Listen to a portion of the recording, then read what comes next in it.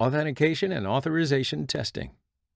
So, authentication and authorization are another great function that modern web applications provide to us. Authentication is the process of proving the identity of the user or any entity.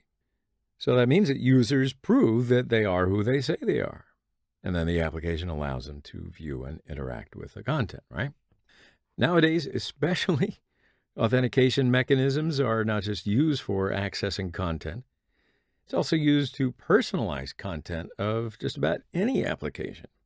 So your account on a web application is starting to be a strong vector that corresponds to your real world existence, your identity.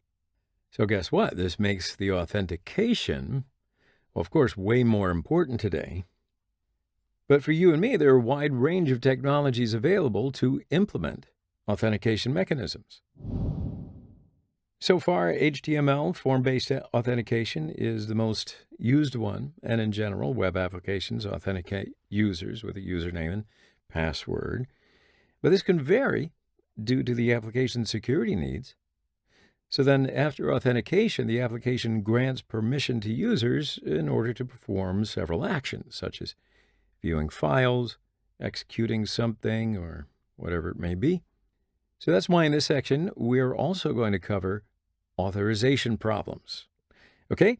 Authorization is the process of determining what resources a user, service, or application has permission to access. So it can be defined as an access policy of resources. Authentication and authorization are closely related concepts, but they are not the same.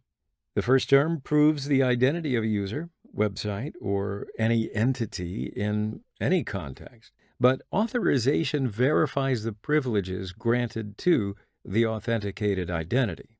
So, for example, once you log into your bank account, you're only authorized to transfer money from your accounts, for instance, right? If you can do it with another account, this means that there's a serious authorization problem.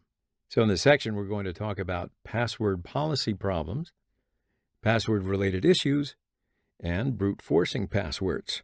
Also, some problematic usage of CAPTCHAs. And then we're going to cover some authorization problems.